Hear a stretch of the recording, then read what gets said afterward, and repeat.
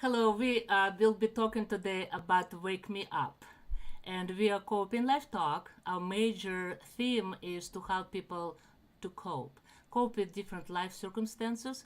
And especially now with 2 years of COVID, when we just get out and we just feel like, oh, finally freedom, finally some normality. Then, of course, the war in Ukraine, all sort of events around the world that continue pointing at the need of coping. We need to help people cope, don't you think? Mark and Candy Sheehan, hello, our regular co-hostess, and Scott Kiddle. And today we Good are afternoon. broadcasting Coping Live Talk number 98. I invite everybody to send us questions about what they want to hear on our number 100. And since we started back in 2020 during COVID, it seems like this topic does not lose its sharpness and need, and people continue calling us. I even got a call yesterday from a medical professional who asked, like, can I refer my patient to your coping life talk and the coping maybe support group.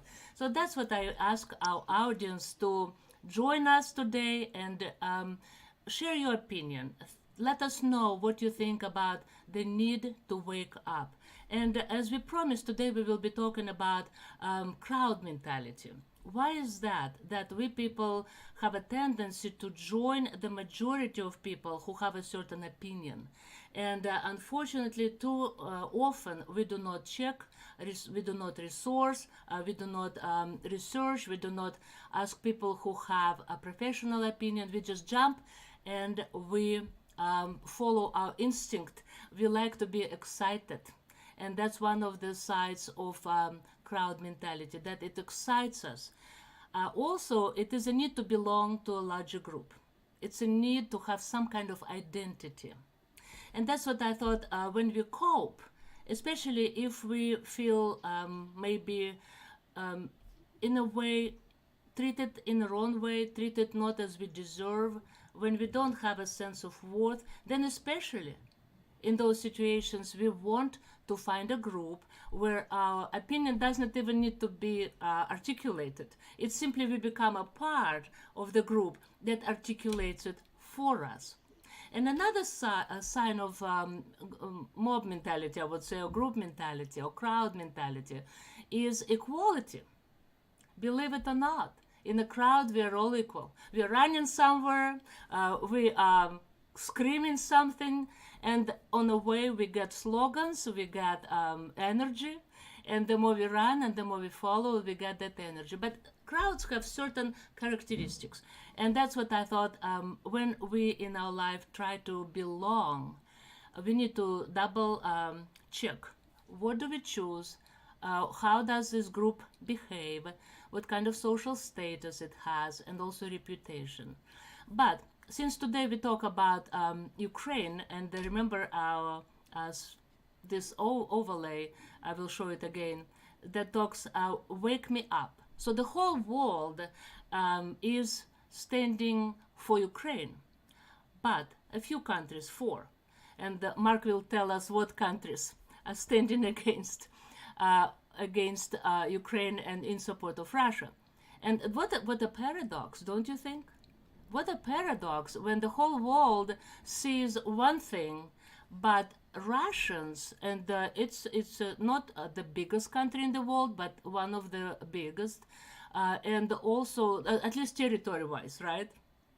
And why does it happen that the majority of Russian-speaking people, not only in Russia, but also around the world, they argue that it is a fair, first of all, operation, it is not war, and then I wanted to share later about the interview that journalists had on the streets of Moscow, asking people, do people who represent the government and art and writers have a right even to articulate their own position.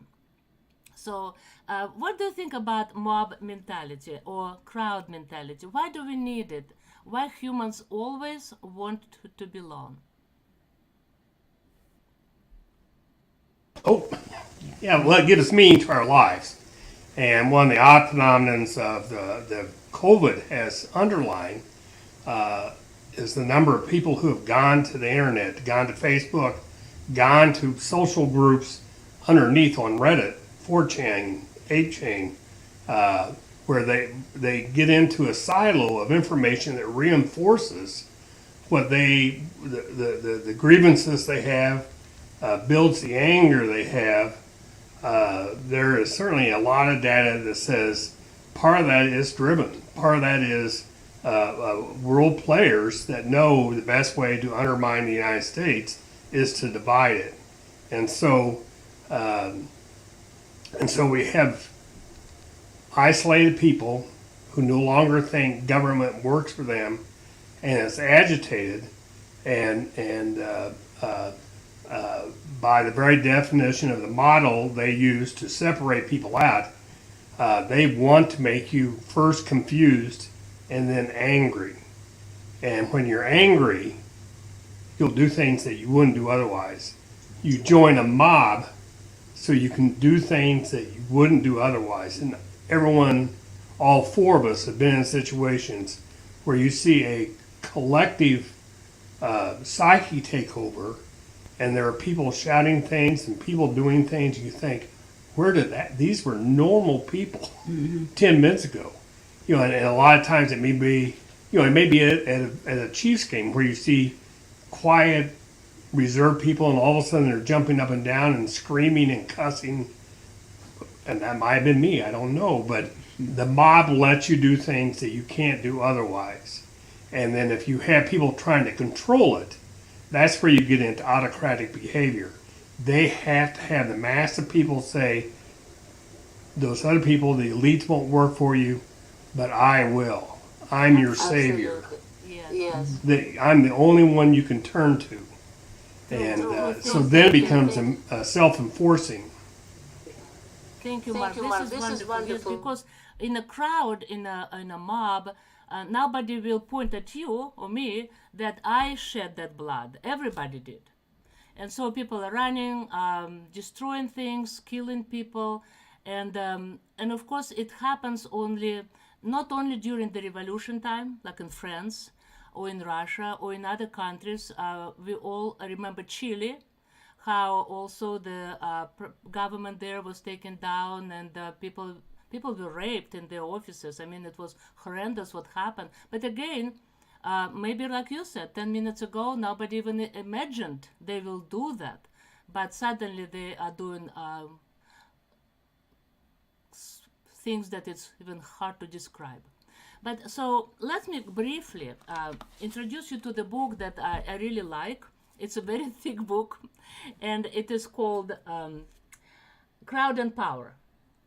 It's written by Elias Canetti, and I advise you to maybe not to read the whole book. Everybody who listens us today, it's a serious book, very good study.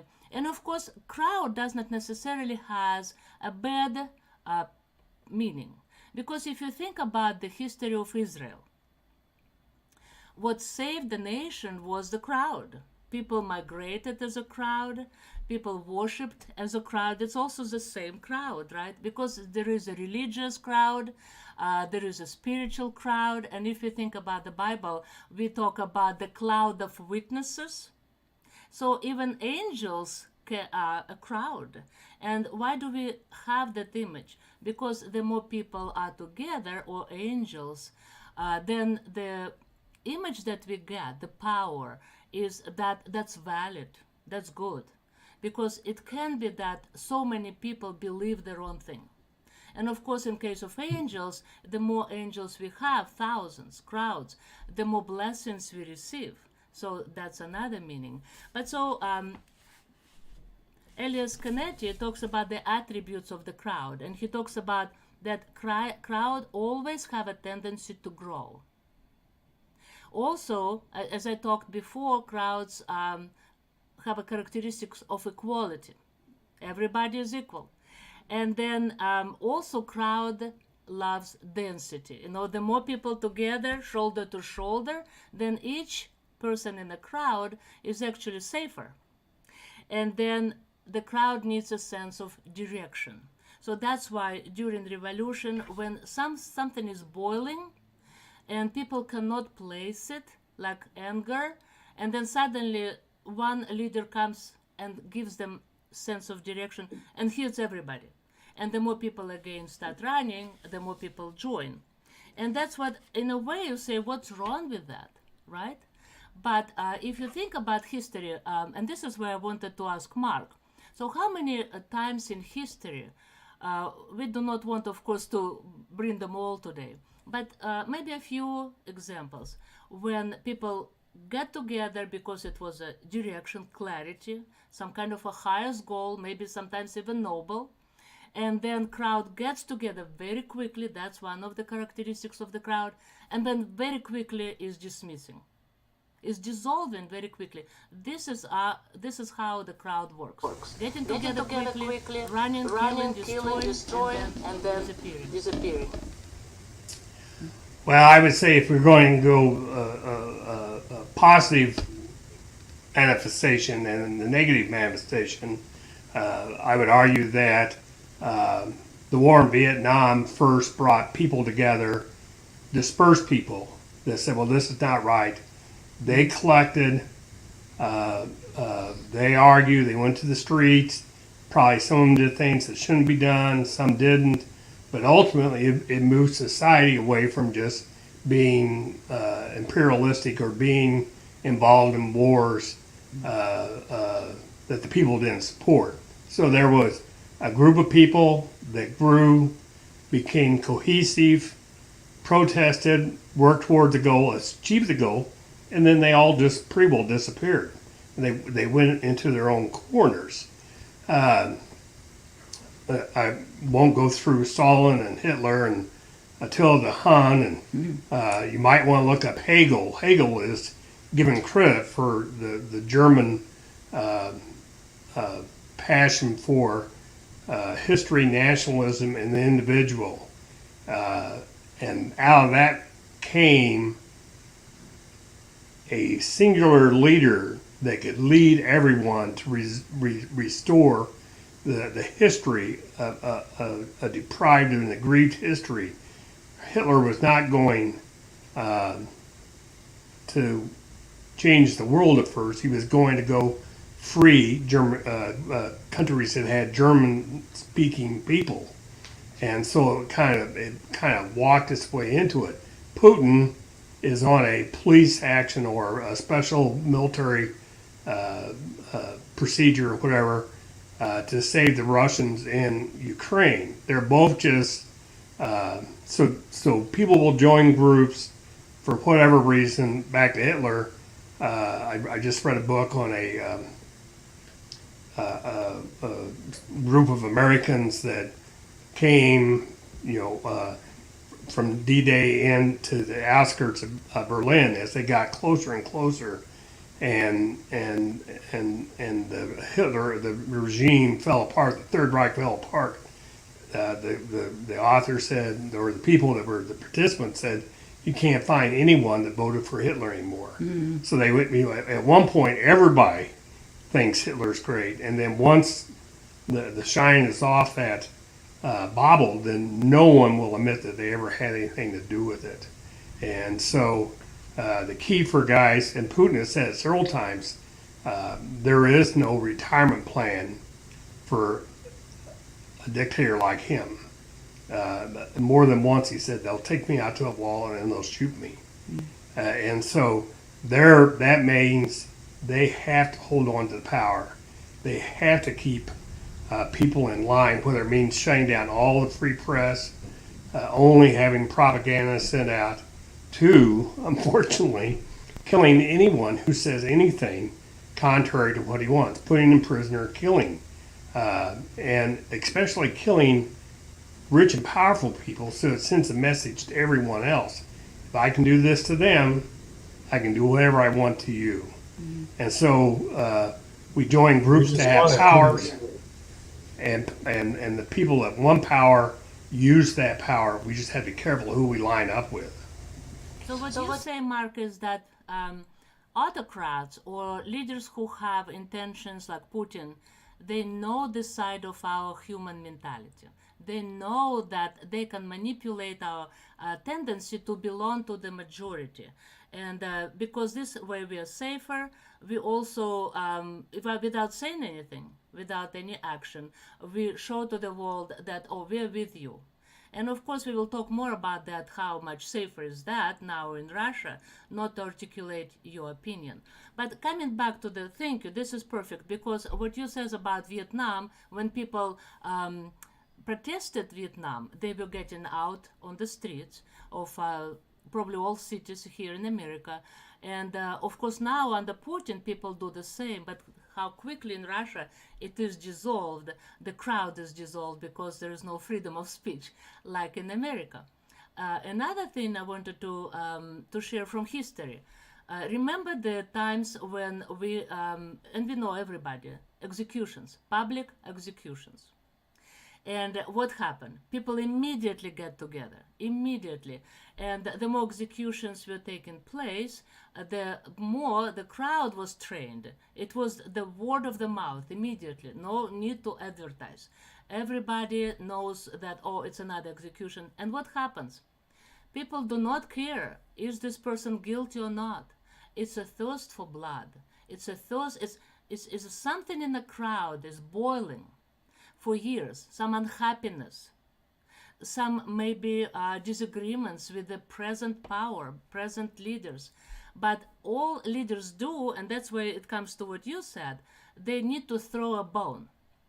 And so when someone is executed and people see that blood shed in public, when they see that head kind of fallen off and it's shown to the crowd, it's a sigh, it's a relief. So people are satisfied, something, and somehow we people in the crowd, we always related to our problems, our unhappiness. So after this, everything will be better. But until another moment. And so again, nothing changes. But the execution is kind of a symbol that for the crowd that, oh, we're working on that. We found the one who is guilty. So as we know today, 2 oligarchs in Russia yesterday were found dead with their families, wives and children. And of course, it's seen and staged as suicide.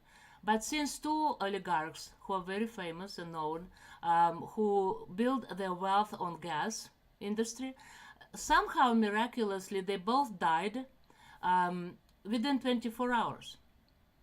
So that makes you think, of course, we don't have evidences yet, so we will see more about that. But you see, this is when now the reason I wanted to talk about mob mentality and crowd mentality is that if people in history were gathering together physically, you see, it's all like you said, it's about running, it's about putting energy into that, getting excited, gathering, having density, shoulder to shoulder, watching people being so tuned to what is going on the guillotine. And then suddenly have this relief and release of energy, and then everybody quickly dismisses. And so now we don't have these public executions. But what we have is public executions in a way on social media. And so the difference with the crowd between historic crowd and now is that it was more work for people at that time to run, to put effort, to put time, and even to be in a way not connected, not guilty of this blood, but being a spectator. So now tell me, is it not the same that we watch TV, we see blood, but we sit on the sofa, we don't even move, we just don't have to spend energy, but we are the same spectators. Otherwise, why do we want to watch those news? Every day it's blood, killing, all these accidents on the road, shooting in the city, and we all watch it. So why is that? Is it also crowd mentality?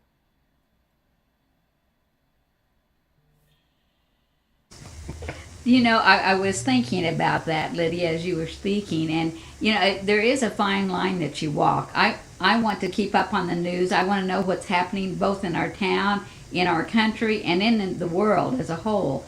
One of the things that Mark and I have had to do, though, we don't do Facebook. Very rarely, I might open my Facebook page, but I don't go there anymore. And so I know I have friends posting things that I never see. But so often I get involved in things that I don't really want to see or I don't think are helpful to me as a person. I think our media has caused more anxiety and maybe more harm than good. And I still have a lot of friends that tell me, well, I go on Facebook so I can see what my family's doing, so I can keep up. And I think it is kind of a hard question to answer if places like Facebook, or if you're checking your Twitter account always, or if you're there are various places you can go, and I don't know if that's helpful to us as a whole or not. And I also know one last thing, that even on my email accounts, I started unsubscribing to so many things because you get targeted. What you see or what you read puts a target on your back, and then you get more and more of that, and it just got to be too much. I think it's exhausting and it's draining, and I'm not sure it's good for us. True. Uh, yes, but also I think maybe I needed to clarify that yes, news are very important. I watch them myself. Used not to, but I also remember how my mother used to watch local news and country news nationwide till 4 in the morning during perestroika, because suddenly we started having more channels, and she just could not stop. And what it does to her mentality. And my father, who was he worked at the university, he was a professor, and so he said, Raisa, you need to kind of have a dosage of that, but not like swallowing everything. But she believed every word, and of course it was exciting for her and also depressing. She was participating as a spectator, as a part of that crowd. And this is when I just told myself, don't watch the news, because it's not just bad. But now, of course, here in America, and being a minister, I have to know the news. It's important. But I also sometimes, like, when we drive, for example, let me give you this example. When we drive, did you notice every time when it is an accident on another side of the road, suddenly on this side of the road, on the opposite side, it's a traffic jam. Everybody slows down. Everybody has a head toward the other side of the highway, and everybody wants to know how many people are killed there. Is it really serious? Oh my goodness, they have ambulances and they have fire trucks and they have already a tow truck, and so, oh my goodness, and everybody calls right away. Can you believe it? This is what we people are prone to do. We are spectators. And I'm no better, because I notice how many times I just like, and then I had to say, Lydia, go, just do not slow down, because I realize it's not a good side of me that I do that. But again, it's everybody's tendency to do that. What I need to clarify instead, when we participate in those discussions on the social media, and of course, what I try to say is Russian people now. Imagine they talk about war, they talk about blood. It's not that they are now ignorant. They know so many things happening. But how much safer it is not to get drafted, not to get recruited, not to go, and if you believe that this is a just war, just go there, fight. Oh no, they will sit and they just type all kind of cussing words. They attack people who thinks differently. And that's what I thought. It's a crowd. It's a mob mentality, because they are part of the group, right? Who shares the same thoughts and shares the same values, sort of values, and who believe the same thing. But the more people are there who attack otherwise thinking people, the more energy and strength and confidence they get. And so people spend hours and hours and hours. And I thought, until probably they emotional and spiritual kill someone, they do not dismiss. Unlike the crowds in history that looked and experienced the execution. So it's a longer time now. And why? Because they're safe to sit on the sofa with their legs up, eating chocolate, having dinner, and just cussing and expressing their opinion that does not add any value to this situation. So, do you have similar situations here? Do we have it in the United States that people spend hours on the Facebook as a mob, as a group, as a crowd? I think it's trying, maybe Facebook may be trying to do things better, but at first, its algorithms were built to get more viewers, to get more, and then stay longer on that.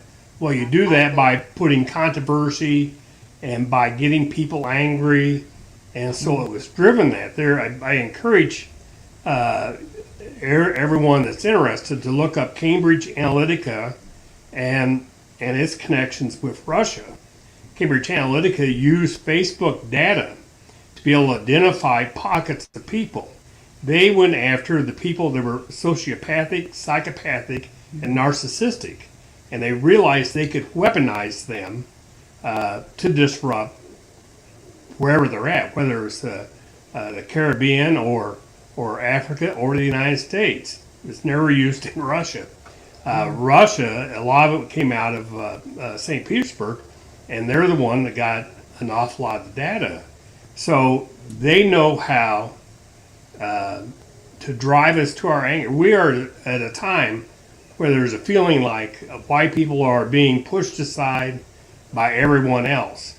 And out of that frustration, there's a common frustration. Well, they can feed that confusion and then make people angry about it and say, look what they're trying to do to you, and we're trying to stop it. And so it is we're at that difficult time in technology where things are changing, and this can be such a powerful and good tool. It can just be a useful tool, or it can be a weapon, and we have to learn how to not let it be a weapon. And so far we're struggling with it, and so they take our frustrations, our anger. Life's not going as well. I've just spent 2 years in the house. How am I going to get out of this? Well, it's them that's doing it to you. And then the next step, them is not just them. They're communists. They're socialists. And then they're enablers or groomers. And so they demonize the other side. Just as we called North Vietnamese soldiers gooks, you have to demonize your enemy or you can't hate them. Mm-hmm. And so we're learning how to hate groups of people without even knowing that we're doing it. And it's dangerous. It's fascinating, but it's dangerous. Let's see if Scott has some.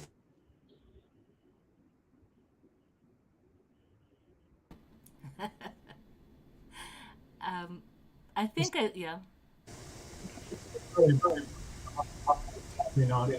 At that juncture where our technology has exceeded our ethics, right? We could probably name many similar cases where technology has gotten far ahead of our capacity to really understand, should we even be doing this, right? So it's a little scary to think that that all that data is being mined to weaponize it. Say it again. And who has that data? That's what's scary. Who are the players that are using it? Absolutely.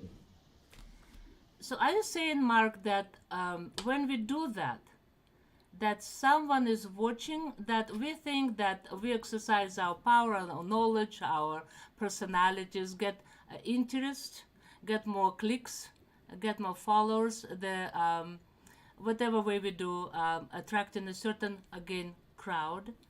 But, or somebody above, like when we talked about history, autocrats, they have their own way.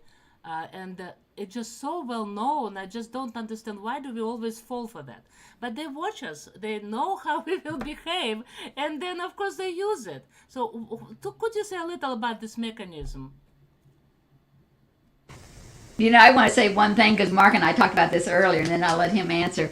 But we were watching a history show today, and it involved Hitler, of course, but and Stalin.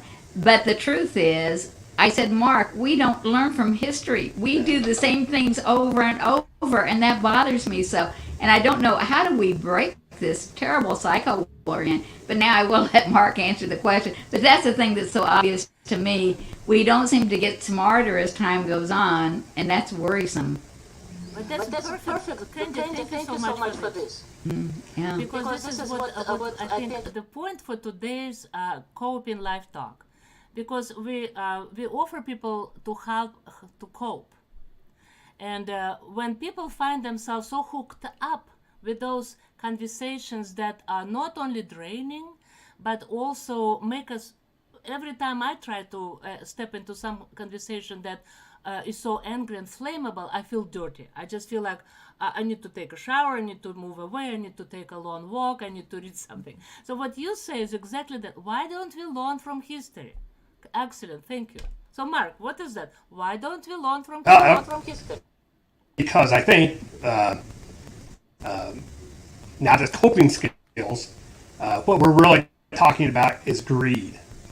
Whether it was Hitler or Stalin or Putin or politicians in the United States that will accept a lie that the House minority leader saying, "Oh, I never said that," and they had tape of it.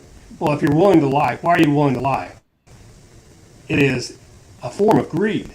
I want more power. I want more. It's not just that they want more money. All of those players want more power. So identify the greed, and then have the skills to say, "Well, I understand where this is coming from. I worked a job in Germany in November, and in the crew I was with, one of them is in one of the silos, and 2 mornings in a row he came in just absolutely inflamed that they there was one case that was a library had a book that encouraged had artwork of naked people and whatever, and then the other was a school district, I think in Texas. And so I said, really be careful what you're getting upset about. And so he showed me the site, and it said like U.S. News Reports or something. It looked like an official news source, but it wasn't. It was something that was built to look like that and told either a seed of truth, but a falsehood grown out of it. And so we all have to be able to say, I've got to really be careful when we get to the point that we think Disney is somehow or another part of this worldwide plan, or that they're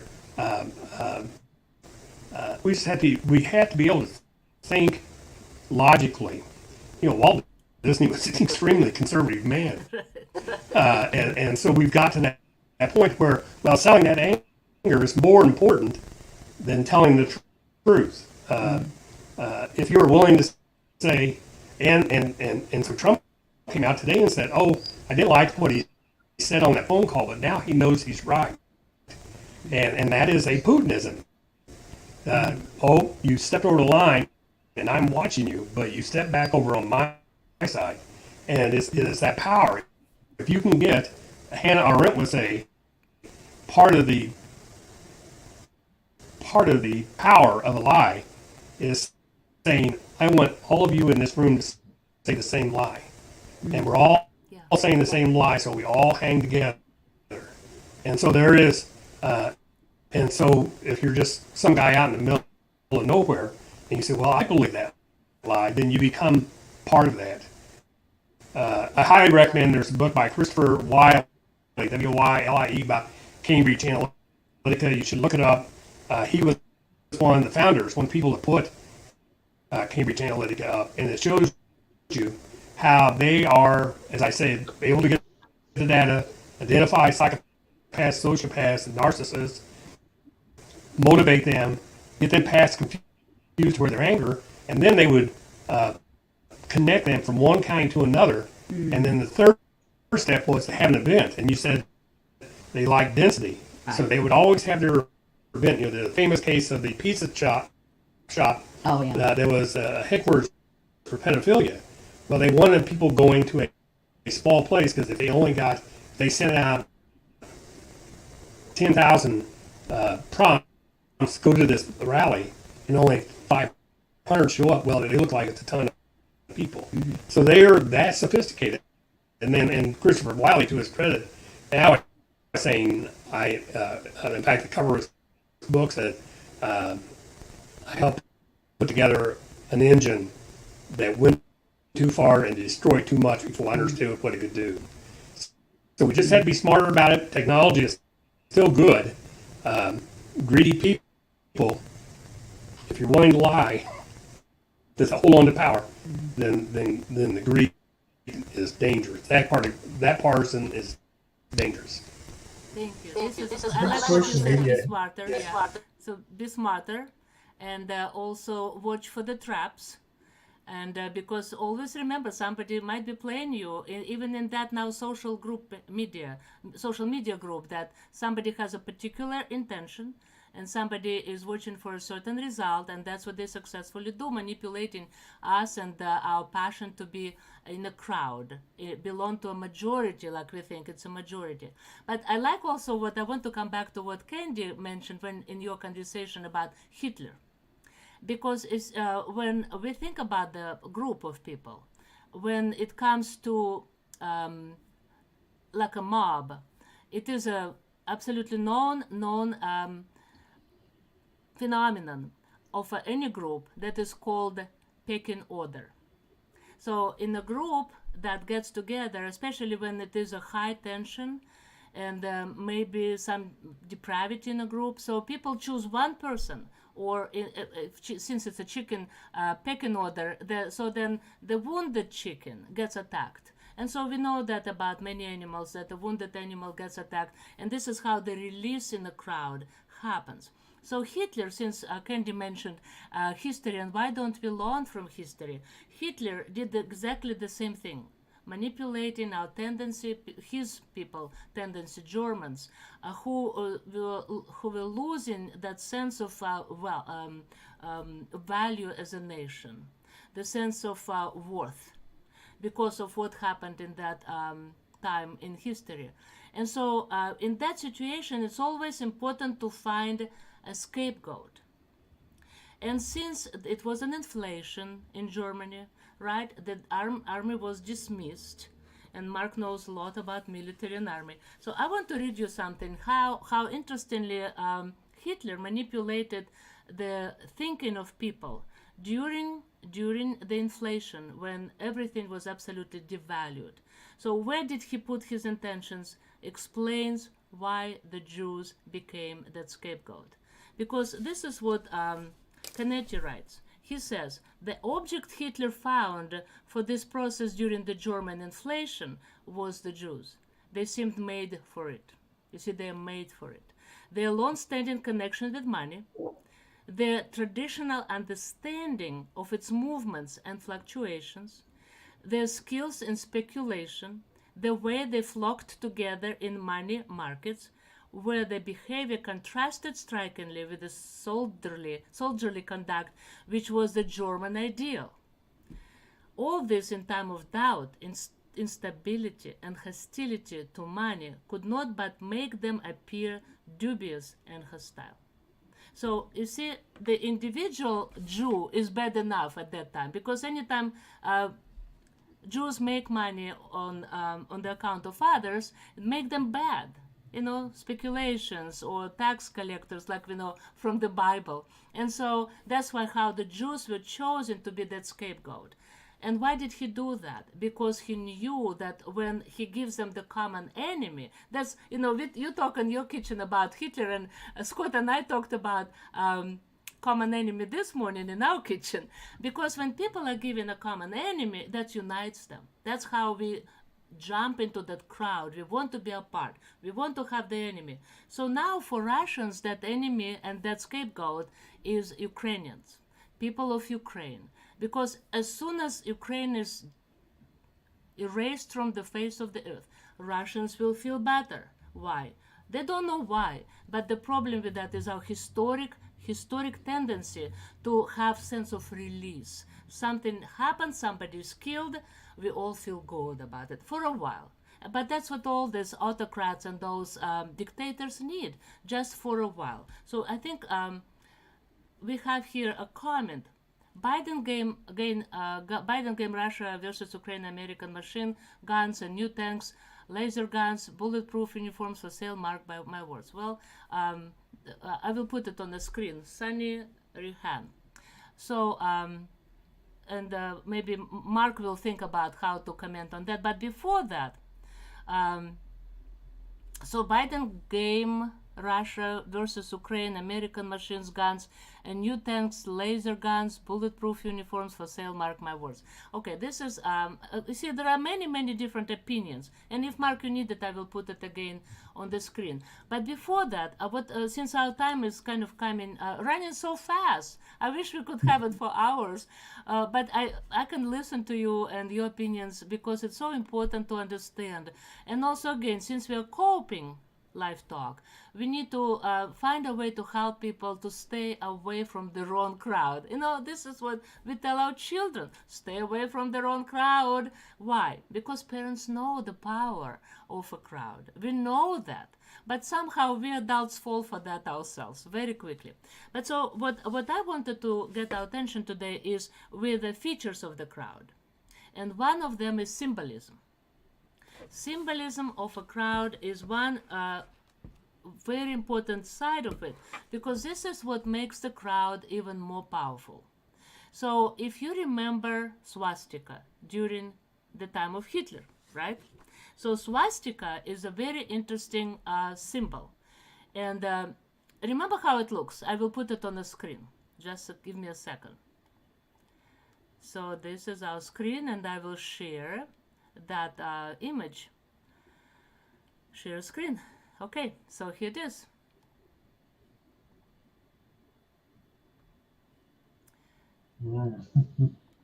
What do you see similar in what we see now on our screens when we watch the news about Russia, right? So what you see on the screens during this time is the letter Z, Latin letter Z, which means new symbol for Russia during this war. And so letter Z, actually, if you look carefully at the colors of this letter Z are made in the colors of the Georgian. It's a St. George's order, the highest order in Tsar's Russia. It was given only to heroes. And you see how smartly this symbol is created. But does it not remind you of this symbol, of the swastika? And so swastika is a symbol of a German nation during the time of Nazism. And if you think about it, maybe you know more about it. But first of all, the shape. If you know that the shape is of the Christian cross. So swastika, let me start with swastika, is a symbol of movement. But also, it's a sign of a word. So it's both sign, symbol, and a word. And both have something cruel about them. This sign swastika resembles two twisted gallows. It threatens us insidiously, as though it is said, you wait. You will be surprised at what will hang here. Swastika has a revolving movement. This too contains menace. It recalls the limbs of the criminal who used to be broken on the wheel. And the word has absorbed the cruel and bloodthirsty elements of the Christian cross, unfortunately, as though it were good to be crucified. And the German word for that is hacken. So that's movement and energy, and also the limbs that will be tortured and broken. But you see how interestingly that swastika became a huge symbol during the World War II, right? For so long. And also such a scary symbol for those who saw that.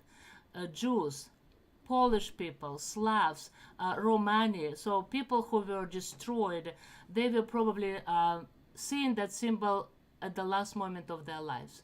And that's what, when I saw the symbol Z for the Russian military, I immediately had a sense of horror, because it reminds me of that swastika. And so, as you know, swastika is also, as it says, it's a symbol of movement, but also it's Z stands for Zeus, and it's a symbol of flame and energy. So what letter Z symbolizes? Letter Z corresponds to Zain in Hebrew alphabet, and it means weapon, sword, arrow, or scepter. Symbolically, the weapon is the tongue. The sword is the words, just like swastika, both symbol, sign, and a word. And the scepter is the mastery in the right use of words. So therefore, the conquest of Zain refers to the conquest of the tongue to learn how to speak the truth. And so you see how smartly this symbol is created, the Z, because even the proverb 12:18 applies here. Russians pretend and want to show that they are saying the truth. There is one who speaks rashly, like the thrusts of a sword, but the tongue of the wise brings healing. So imagine that. So this is what, if you say it first, you see, this is all about psychology. So if you say it first, then who will argue with you? If you say the word truth, then you definitely say the truth, right? And that's why it's so hard to argue, and that's what I think this symbol is so dangerous. What do you think about it? I would say one thing real quickly, and then I'll let Mark answer. We were on our way to Lee's Summit last week, and we saw a truck with the letter Z on it, and it really alarmed me because it looked like the Russian Z, and I'm hoping it wasn't. I wasn't sure what to make of that, but you know, we do have commentators on national broadcasts that really do support Putin, and really they really kind of boost him, or they give, I don't know, they don't really seem to understand how dangerous Putin is, and they are supporters, and they send that out there. And so I was hoping that wasn't showing support for Russia and what they were doing, but it kind of frightened me. So that's what, right now when I see the Z, I find it rather frightening. But I'll let Mark answer. Well, in fact, that's one of the things that Christopher Wiley talks about, is the power of badging, of symbols, and that the Hullabaloo boys all wear Hawaiian shirts. The neo-Nazis wore brown khaki pants with black sports shirts, golf shirts.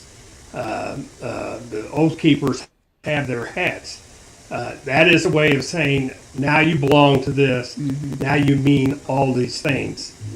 And so the symbol, putting a Z on your tank or Z on your uniform, says now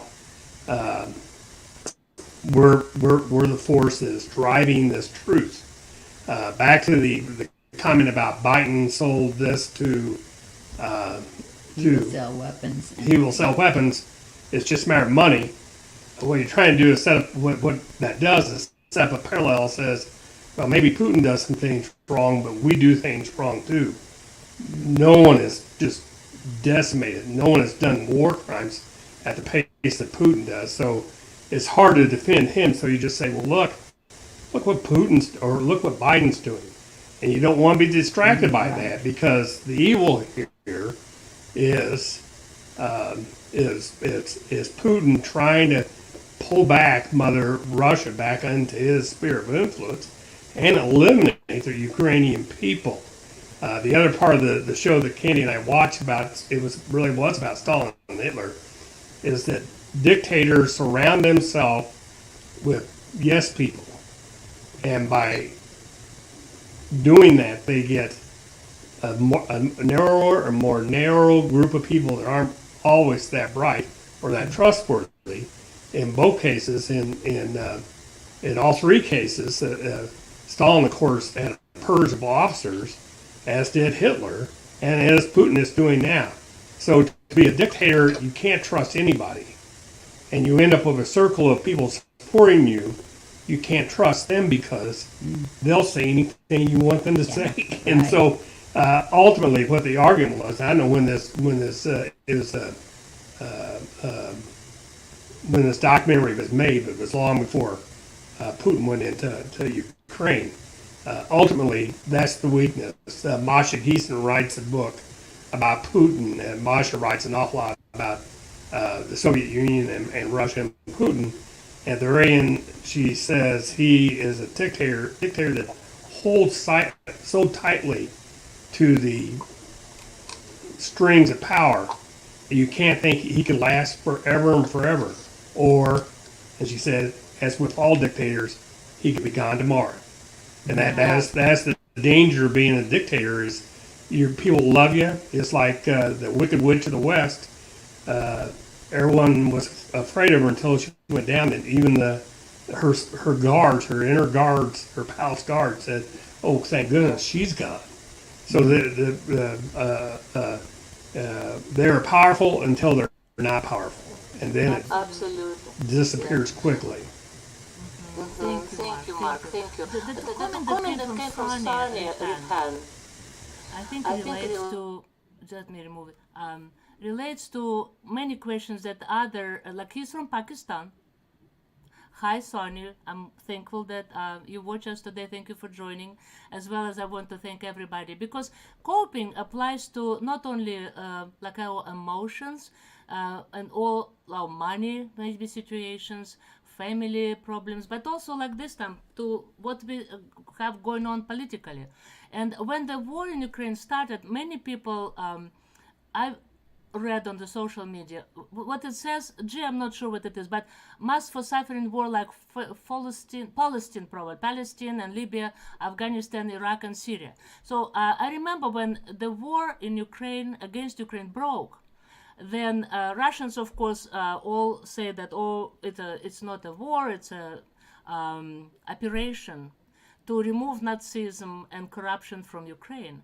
But at the same time, people in Africa and Libya and Afghanistan, Syria, they were saying, wait a second, when it happens in Europe, everybody is just talking about it. But why, and I hope, Sonia, that's what you're trying to say, but why when it happened to Syria and America stepped in kind of into a similar role, kind of dealing with situation that is not their country, then it was not that discussed much on the social media or at on the same level. So what I think he's saying is that there is no equality, and especially African countries. Why is that? So what do you think about this comment? Give everything listening. Well, that goes,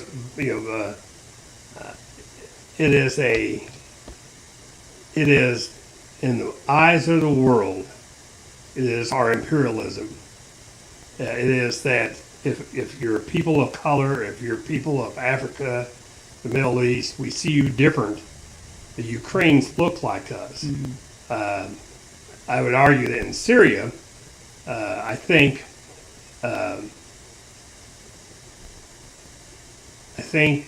well, our target there was Bashar going too far, and then he did go too far. I think they were hoping that Putin and Russia would come in and modulate that behavior, but instead they just became part of it, and we just walked away. Pakistan could argue that we bought off their government during Afghanistan, and their people were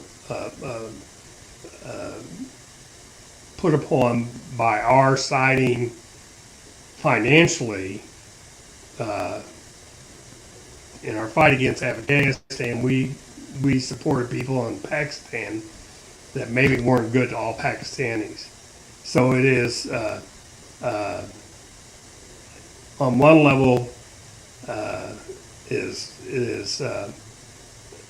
our hope is that we're trying to spread democracy. That the failing in Afghanistan was, if we stabilize that government, let everybody vote, eventually they would side with democracy. The same being with Iraq. I don't think we ever got that far with Syria, but we were trying to slow down a caliphate at that point. So it is a difficult world. The only thing I can say on our behalf is that the people, including me, are just as able to be critical of the U.S. government. And at least at this point, we have two parties that can disagree with it. And so I think it is hard to hear the debate that would ring true to those people in Pakistan and say, well, someone does care about us. It's hard to hear that because we are, I think, I'm trying to think who it was. It was Prime Minister of Canada said that United States is like having an elephant in the next tent. Every time they do anything, we're friendly, but every time they do everything or anything, they disrupt our life.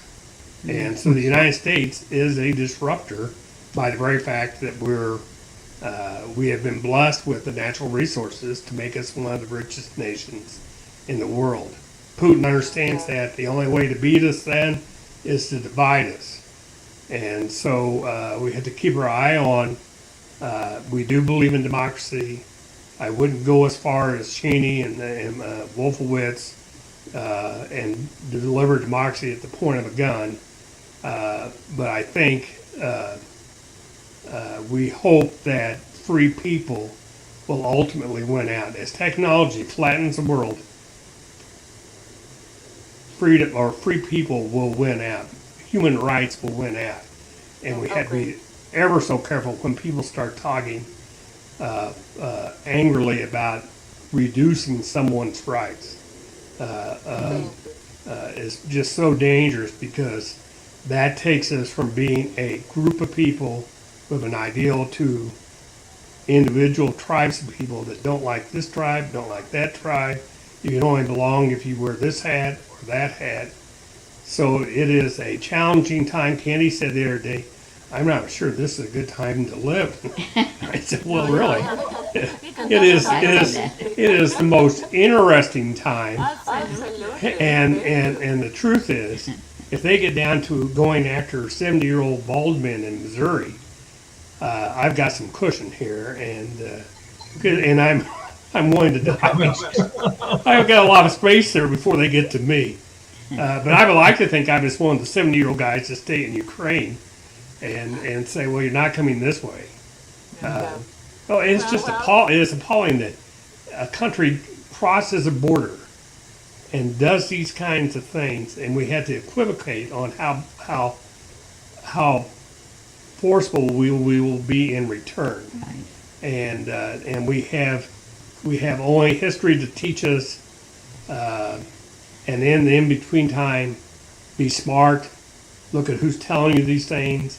Are they doing it out of greed? Are they willing to lie to hold on to power? Never feel good about someone ostracizing, whether they're Jewish or whatever, intellectuals. In both Germany and the Soviet Union, the first things they went after were the intellectuals. And so if that comes up, be worried about book burnings. Be worried about people showing up in black shirts saying, I don't want that book on my shelf. Where the minority says, we will tell you what you can read. Well, those are dangerous things that we should have learned from society. That's the way to cope. You can stand and be silent, but sometimes you got to stand up and say, well, those are dangerous. It's easy to argue. It's easy to get people angry. It is important to convince them to think things through. Because ultimately, it may get to us. Yes, thank you. But I'm glad you said that. Express your opinion, think, use your mind, and also when Scott and I talked about the common enemy. You see, this is where Ukraine started, not now. It started 50, 70 years ago when people allowed themselves to have these ethnic jokes, me including. We never thought of that. And so this is how it kind of is engraved in our minds, and it's everywhere. And so this guest from Palestine today, and I know this is when people talk about badly about Jews or Polish or Russians or Ukrainians or Germans, whoever. We just need to stop doing that. So you're right. So stop doing that. So wake me up. This is a theme for today. And the reason, remember, I promised at the end to make a comment on what is taking place right now in Russia, in Moscow. It was a huge outside event near the theater that people gathered together to express their opinion about, is it possible? Is it okay for people who have power, people who are actresses, actors, producers, movie makers, also leaders of the country, to express their personal opinion? And particularly it was about Leah Akhidjakova, one of the famous actresses in Russia, who beginning with 1993 was constantly speaking her mind. And of course, when it's in 2014, Russia attacked Ukraine, she spoke her mind. And now she spoke her mind again. She says, people, wake up. That's why we have a theme today, Wake Me Up. She says, dear friends, wake up. Do not sleep. Like Mark says, think, use your brain. And the fate of our country, our Russia, is taking place now. So we need to be a part of that. Otherwise, if we continue supporting this war in Ukraine, we put our motherland in country. So it won't be anymore Russia as we know. Do not sleep. Bad things are happening. And she says the communists might come back again. So you see the scare. And that's why she's very progressive. She thinks right. And then we need just to be sure that we have another comment here from Scott, actually. Mobs have passions, not brains. Thank you, Dan Simmons. So yes, it's true. So today our podcast is coming to the end. It's a huge topic. Thank you, Mark, for joining us today. Thank you, Candy, for your co-hosting, and Scott, because this topic we can maybe bring up back again, because that will give us time to see what's going on again in Ukraine, but also be more prepared to the answers people from Middle East, from Africa. And what I asked one person, it's like, why is that? That it's true. It kind of opened my eyes, like why there's so much reflection and broadcasting and interest to what is going on between Russia and Ukraine in Europe and not in Africa. And the person who I trust very much told me that, well, first of all, we do not care that much about the blacks. If it's Africa, we don't care that much about Middle East unless it's some kind of matches our interests. So we people need to wake up everywhere, because it's about Pakistan, it's about every country where injustice happens and where the war is always on the brisk of starting. It's always there. And again, the danger of the mob, the danger of a crowd, is as soon as you just give them a common enemy, or give them just show them something that smells like blood. Our human nature instinct is to get together as a mob, experience it, be the spectators. And then our interest, our passion, our everything, curiosity, but also sense of justice, sometimes and too often false, is satisfied, and then we quickly dismiss. And then the danger of the crowd, like what we talked today about, like Mark said very rightfully, in the crowd we are not responsible. And also we are safe. We are safe because we don't personally kill anybody. And when we on the social media we attack each other, we don't kill anybody. It's just the words. But as we talked, and I will show that symbol again, as we talked, symbols can kill. And one of them is that symbol of swastika. Swastika that killed 20 million people. And I tried to bring it back on the screen, but here it is. And the same, I'm afraid, will happen to this new symbol of Russia and the war in Ukraine, that this symbol of Z and symbol of V, and that striking and lightning that they try to project into the world. It's like we have the power, and this is wrong. And so I invite you to think, wake up, and that is one of the ways to cope. Use your mind, use your intellect, and do not allow. And my dad is looking out.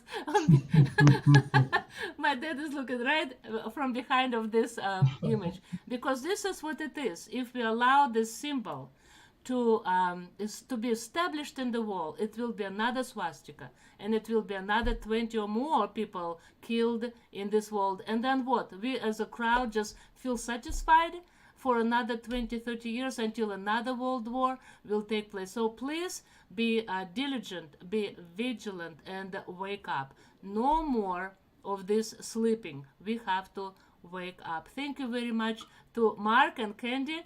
It was a wonderful podcast, and wake me up. I personally work on that, not ever falling asleep again, and be socially responsible. Thank you. Have a wonderful day, and we will see each other next week. And let's start thinking about what is essential today for our viewers to receive when they gather with us on Saturday night. Thank you. God bless you all.